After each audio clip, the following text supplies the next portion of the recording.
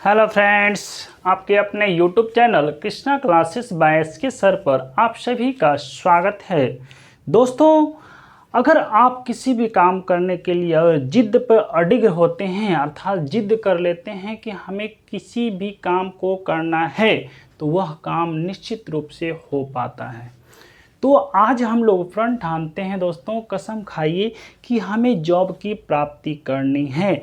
इस बात को आप जिद मान लीजिए, तभी आपको जॉब की प्राप्ति उसी दिन से आपके रास्ता को निकलते चला जाएगा, आपको रास्ता मिलते चला जाएगा।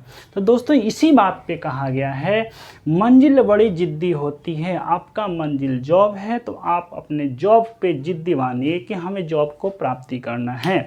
तो मंजिल बड़ी जिद्दी होती है, हासिल कहाँ नसीब से होती है ना। कोई कहता है दोस्तों कि मेरे नसीब नहीं है, ये नसीब पे मत दोष दीजिए दोस्तों, आप अपने मेहनत पे विश्वास कीजिए, ठीक है। तो मंजिलें बड़ी जिद्दी होती है, हासिल कहाँ नसीब से होती है, पर वहाँ तूफान भी हार जाते हैं जहाँ कश्तियाँ जिद पर होती है। दोस्तों, आप अपने जिद पर अड़ी रहिए, आपको मंजिल जरूर प्राप्त होगी, ठीक है दोस्तों। तो आज हम लोग ब्लड के अगले टॉपिक पर बढ़ते हैं। नेक्स्ट वीडियो जो नहीं देखे हैं दोस्तों, वो नेक्स्ट वीडियो पहले वाला देख लीजिएगा, क्योंकि वहाँ ब्लड का इंट्रोडक्शन बताए थे कि ब्लड क्या होता है, ब्लड कैसा होता है ना। हम बताए थे कि मानव शरीर में ब्लड 5 से 6 लीटर के आसपास होता है, फीमेल में 4.5 से 5.5 लीटर के आसपास होता है, मेल में 5 से 6 लीटर होता है, ठीक है। ब्लड का कलर लाल होता है, किसके कारण होता है? हीमोग्लोबिन के कारण होता है। ब्लड में कौन सा प्रोटीन्स है? ग्लोबिन प्रोटीन्स है। ब्लड कैसे होते हैं? तो क्षारीय होते हैं। इसका पीएच वैल्यू कितना होता है? 7.4 होता है। ये सब हम आपको पहले वाला वीडियो में बता चुके हैं। जो दोस्त आप लोग नहीं देखे होंगे तो वह निश्चित रूप से पहले वीडियो देख लीजिएगा, तब ये जा कर के इसको देखिए तो और आपको समझ में आएगी। तो ठीक है दोस्तों, आज हम लोग ब्लड के टॉपिक नंबर 2 पे चलते हैं। लेक्चर नंबर 2 पे ब्लड को हम लोग देखते हैं कितने भागों में बांटा गया है। तो निश्चित रूप से ब्लड है दोस्तों, ब्लड को 2 भागों में बांटा गया है। एक ब्लड सेल है, दूसरा क्या है? प्लाज्मा है, ठीक है। ब्लड सेल है, ब्लड की कोशिका है, दूसरा क्या है? प्लाज्मा है। तो क्वेश्चन यह भी पूछता है दोस्तों, ब्लड सेल जो है हमारे शरीर में कितना % पाया जाता है? तो ब्लड सेल हमारे शरीर में 45% पाया जाता है। कितना पाया जाता है? 45% पाया जाता है। जबकि प्लाज्मा जो होते हैं दोस्तों, प्लाज्मा हमारे शरीर के अंदर में 55% पाया जाता है, ठीक है। तो इसके बाद हम लोग टॉपिक पढ़ते हैं आज ब्लड सेल में, शुरू करते हैं, ठीक है।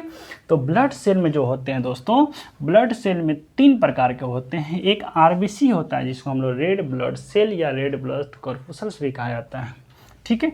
दूसरा होता है डब्ल्यूबीसी, तीसरा होता है प्लेटलेट्स, ठीक है। आरबीसी की संख्या जो होती है दोस्तों 4.5 से 5.5 मिलियंस होता है, और डब्ल्यूबीसी की संख्या 8,000 से 10,000 के बीच होता है, जबकि प्लेटलेट 4.5 से 5.5 लाख के बीच में होते हैं, ठीक है दोस्तों। यह बात आप सबको समझ में आ गया होगा। तो हम लोग कोई एक टॉपिक उठाते हैं। तो आज हम टॉपिक उठाते हैं दोस्तों आरबीसी के ऊपर, ठीक है। और आरबीसी का क्या होता है? आरबीसी ना, आरबीसी का सबसे पहला बात पूछेगा दोस्तों, जो अभी तक क्वेश्चन में पूछते आ रहा है कि आरबीसी का फुल फॉर्म क्या होता है ना। आरबीसी का फुल फॉर्म क्या होता है? तो आप सभी जानते हैं दोस्तों, आरबीसी को अभी हम जस्ट बोले भी हैं, रेड ब्लड ना, रेड ब्लड सेल कह सकते हैं, लाल रक्त कोशिकाएं कह सकते हैं ना। आरबीसी का फुल फॉर्म क्या होता है दोस्तों? आरबीसी का फुल फॉर्म होता है रेड ब्लड सेल्स ना, रेड ब्लड सेल्स कहते हैं, कोशिका कहते हैं, ठीक है। इसका साइंटिफिक नेम, रासायनिक नाम जो होता है दोस्तों, वैज्ञानिक नाम जो होता है, इसका एरिथ्रोसाइट्स कहते हैं, एरिथ्रोसाइट।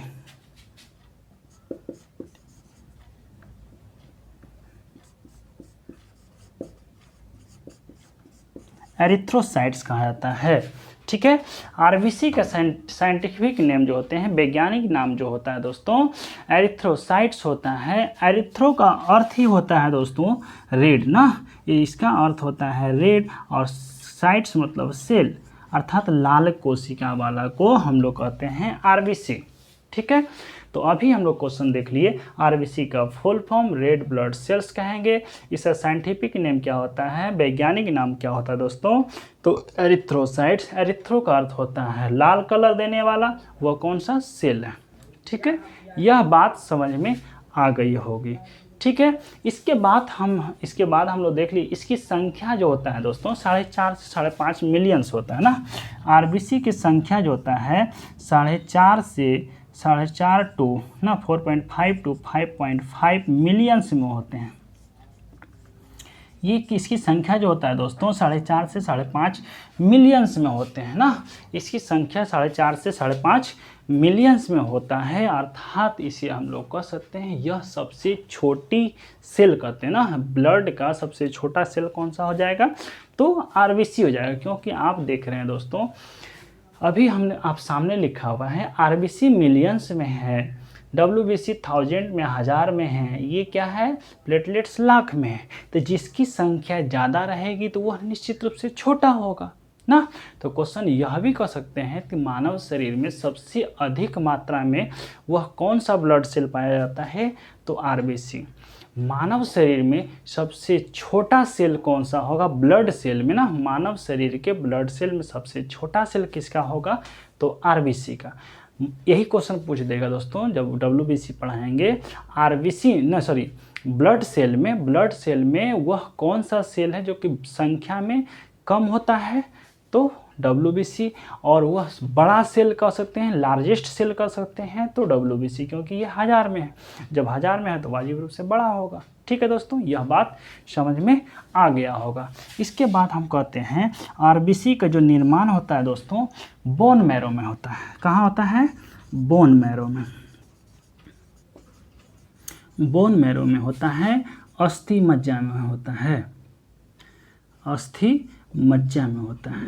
ठीक है, ये इसका निर्माण कहाँ होता है दोस्तों, अस्थि मज्जा में होता है। आरबीसी का निर्माण अर्थात आरबीसी का फॉर्मेशन कहाँ होता है, तो अस्थि मज्जा में होता है। यह बात तो समझ में आ गया होगा कि बोन मैरो में होता है। ठीक है, इसके बाद हम कह सकते हैं दोस्तों आरबीसी का जीवन काल जो होते हैं, आरबीसी का जो जीवन काल होता है यहाँ पे लिख देते हैं दोस्तों। आरबीसी का जीवन काल जो होते हैं अर्थात जीवित जो रहता है, कितना दिन जीवित रहता है, आरबीसी का जीवन काल 120 दिन का होता है। ठीक है, 120 दिनों का होता है। कितने दिनों का होता है दोस्तों, 120 दिनों का, 120 है ये। ठीक है, 120 दिनों का होता है। अब कह सकते हैं दोस्तों आरबीसी जो होता है 120 दिन के बाद में यह डेड हो जाता है, फिर से क्या होता है, आरबीसी का निर्माण होता है। अर्थात कह सकते हैं आरबीसी जो होते हैं 120 दिनों के लिए जीवित होते हैं। ठीक है दोस्तों, उसके बाद हम कह सकते हैं आरबीसी में जो होते हैं केंद्रक होता है, न्यूक्लियस होता है ना।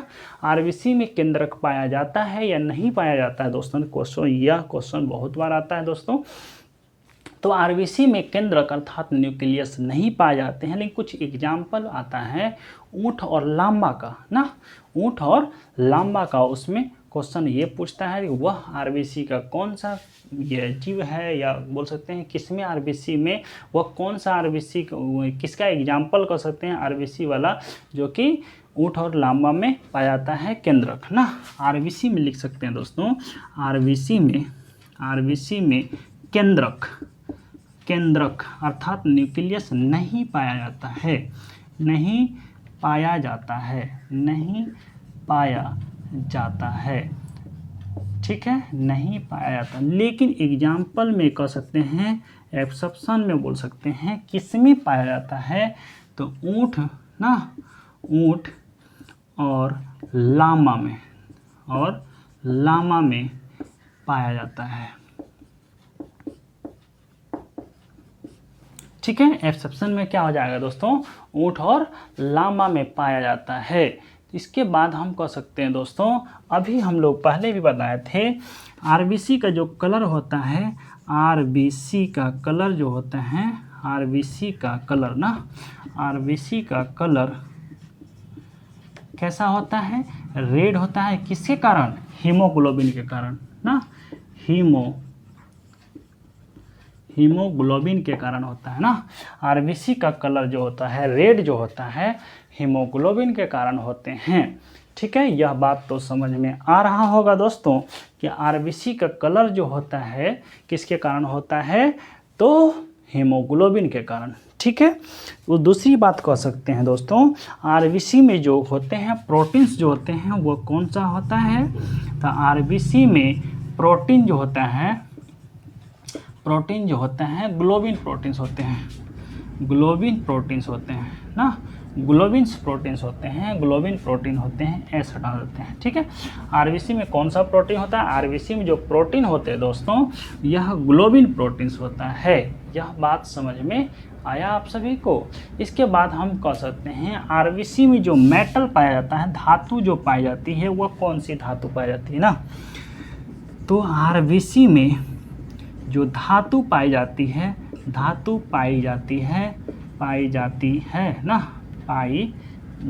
है वह कौन सा है, तो वह आयरन है ना, पाई जाती है तो वह कौन सा है दोस्तों, आयरन है, अर्थात लोहा धातु है ना, लोहा धातु है।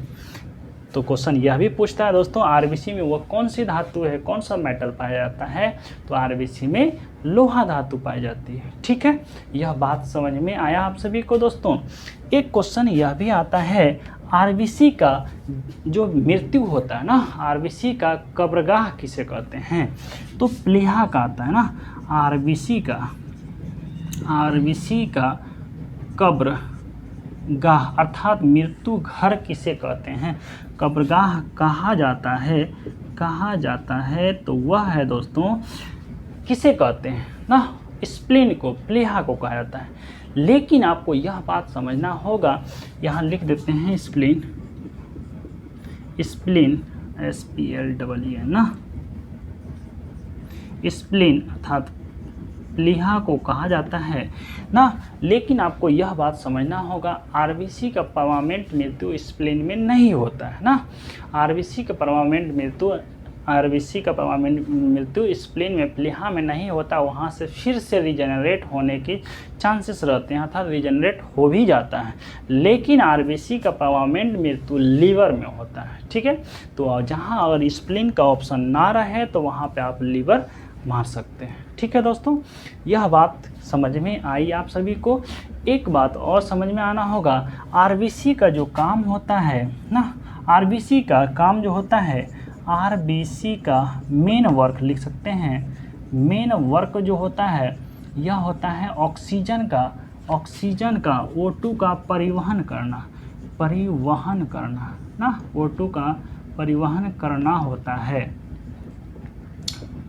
करना होता है, अर्थात आरबीसी ही हमारे शरीर के अंदर ब्लड के माध्यम से ना, एक तरह से आरबीसी तो ब्लड है ही ना, आरबीसी ऑक्सीजन को पूरे शरीर तक पहुंचाने का काम कौन करता है, ऑक्सीजन को पहुंचाने का काम करता है, तो आरबीसी का मेन वर्क है ना, आरबीसी पहुंचाने का काम करता है। ठीक है, तो इसके बाद हम कह सकते हैं भ्रूणावस्था में जब बच्चे जन्म नहीं लिए रहते हैं, अर्थात माँ के पेट में जब होते हैं, तो वहाँ पे जो होते हैं उसे एनर्जी कह सकते हैं, या उसका निर्माण जो होते हैं, ब्लड का निर्माण कहाँ पे होता है, तो आप कह सकते हैं दोस्तों लीवर में ना, लीवर में भ्रूणावस्था वाला क्या बोल सकते हैं दोस्तों, भ्रूणावस्था में जो होते हैं उसका आरबीसी का निर्माण, या उसको कह सकते हैं ना आरबीसी का निर्माण कहाँ होता है, तो लीवर में होता है। ठीक है, अब इसके आगे हम लोग इसके बारे में कुछ फंक्शन पढ़ लेते हैं,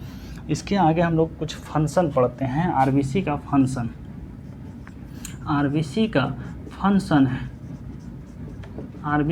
फंक्शन ये यहाँ ना लिख करके हम लोग आगे लिखते हैं। ठीक है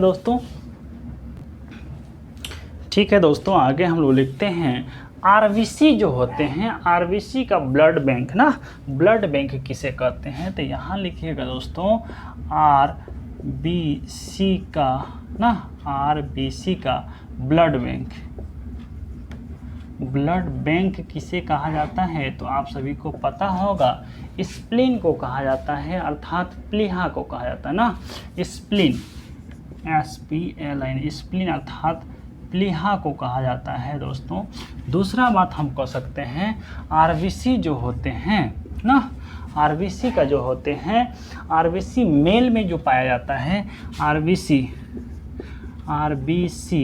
मेल में जो पाए जाते हैं, मेल में ना, आरबीसी मेल में जो पाया जाता है यह 14 से लेके 18 ना, 14 से लेकर 18 एचबी के रूप में होते हैं ना, 14 से लेकर 18। जब आप देखिएगा दोस्तों, जब आप ब्लड टेस्ट कराइएगा तो उसकी मात्रा पूछा जाता है कि आरबीसी में हीमोग्लोबिन की मात्रा कितनी है।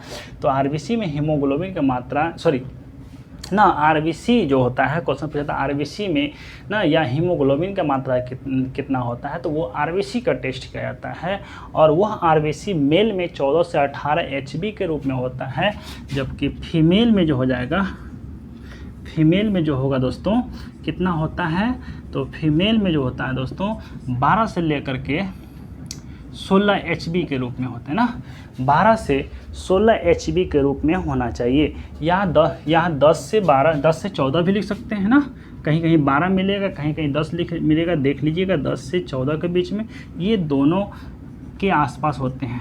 अगर 10 से नीचे है, 12 से नीचे है, मेल में 14 से नीचे है, इसका मतलब आपके शरीर के अंदर ब्लड की कमी है। ठीक है दोस्तों, तो यह बात आप सभी को अच्छे से समझ में आ गया होगा। ठीक है, इसके आगे हम लोग करते हैं दोस्तों, आरबीसी में अर्थात ब्लड में सबसे अधिक घुलनशील गैस कौन सा होता है जो कि आसानी से घुल जाता है। तो आप सभी जानते हैं दोस्तों, आरबीसी में सबसे आसानी से घुलनशील गैस जो होता है ना, आरबीसी में आसानी से घुलनशील गैस जो होते हैं दोस्तों, वह कौन सा होता है, तो CO होता है, कार्बन मोनोऑक्साइड होता है ना, कार्बन मोनोऑक्साइड होते हैं। लिख देते हैं यहाँ पे कि कार्बन मोनोऑक्साइड होते हैं, कार्बन मोनोऑक्साइड होते हैं। ठीक है दोस्तों, यह बात समझ में आ गया है। दूसरा बात यह भी क्वेश्चन आ सकता है, जब सबसे ज़्यादा घुलनशील गैस कार्बन मोनोऑक्साइड है तो सबसे कम घुलनशील कौन सा है, तो सबसे कम घुलनशील आप सभी को पता होगा दोस्तों, हीलियम होता है ना। तो आरबीसी में सबसे कम घुलनशील गैस जो होता है दोस्तों, वह होता है हीलियम होता है, हीलियम होते हैं, हीलियम होते हैं। ठीक है, हीलियम होते हैं। यह बात समझ में आया दोस्तों। तो आरबीसी में सबसे अधिक घुलनशील गैस कार्बन मोनोऑक्साइड, आरबीसी में सबसे कम घुलनशील हीलियम, सबसे अधिक घुलनशील कौन होगा, आसानी से घुलनशील या सबसे अधिक लिख देते हैं ना, आरबीसी में सबसे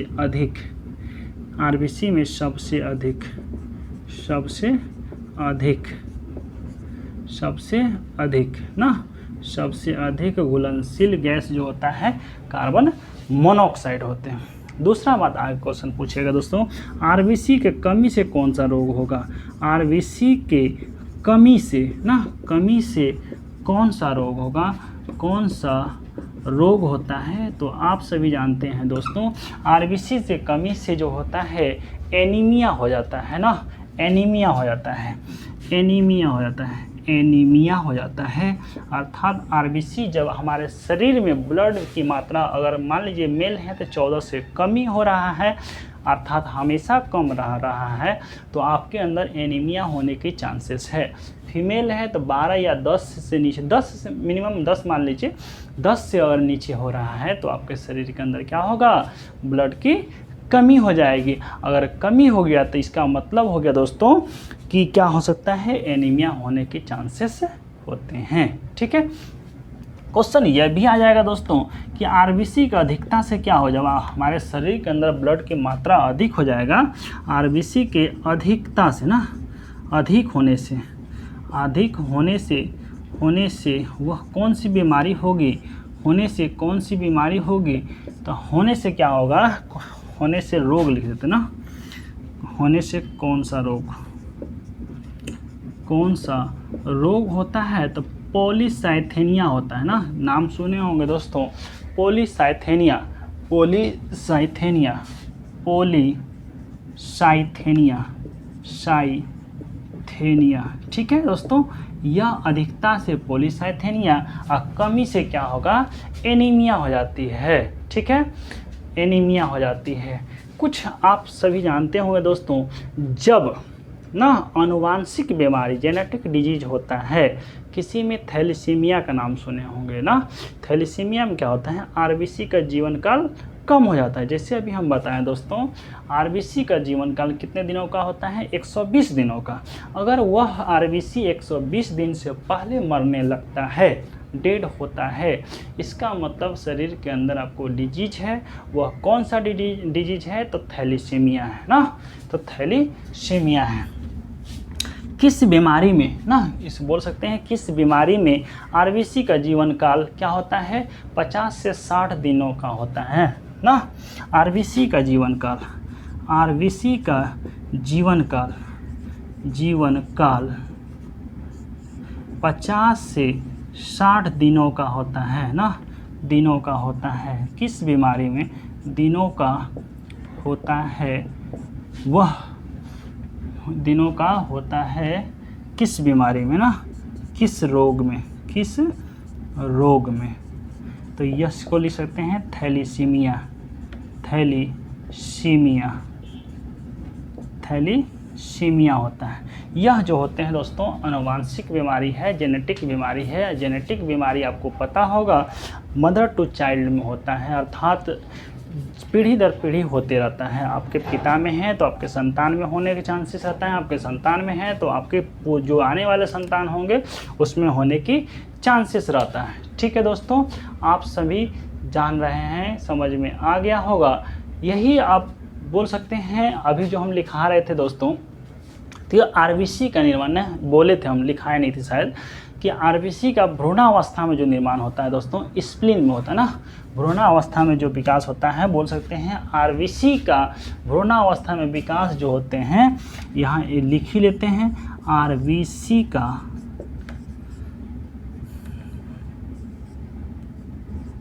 भ्रूणावस्था में विकास जो होता है, आरबीसी का भ्रूणावस्था में विकास जो होता है कहाँ होता है, तो विकास जो होता है दोस्तों स्प्लीन एंड लीवर। ठीक है, स्प्लीन, प्लीहा और यकृत में हो। दोस्तों आप सभी को यह वीडियो कैसा लगा, आप हमें कमेंट करके ज़रूर बताएंगे, और आप हमें सपोर्ट करें, इसी प्रकार सपोर्ट करते रहें। अपने दोस्तों को, अपने फ्रेंड्स को, अपने फैमिली मेम्बर को हमारे इस वीडियो को शेयर करें, ताकि आप ही के शेयर से, आप ही के सपोर्टिंग से हमें क्या होता है, मोटिवेट मिलता है। और मैं आपको हमेशा वादा करता हूं, अगर इस तरह से आप हमें सपोर्ट करते रहेंगे तो हम भी आपके लिए लगे हुए रहेंगे और वीडियो बनाते रहेंगे। एक वीडियो के माध्यम से मैं आप लोग को कुछ बता पा रहा हूं, यह हमारा भी सौभाग्य की बात है। दोस्तों कहा जाता है ना, कोशिश इतनी करो कि खामोशी दूर हो जाए ना, कोशिश इतनी करो कि खामोशी दूर हो जाए, परिश्रम इतना करो कि सफलता पास आने को मजबूत हो जाए ना, मजबूर हो जाए। तो आपने कोशिश ऐसा कीजिए कि आपको जॉब आने के लिए मजबूर हो जाए ना। हमने पहले भी कहा था, आपने वैसा प्रण ठान लीजिए, वैसा जिद ठान लीजिए कि हमें जॉब की प्राप्ति हो जाए। ठीक है दोस्तों, तो आप हमें सपोर्ट करें। जय हिंद।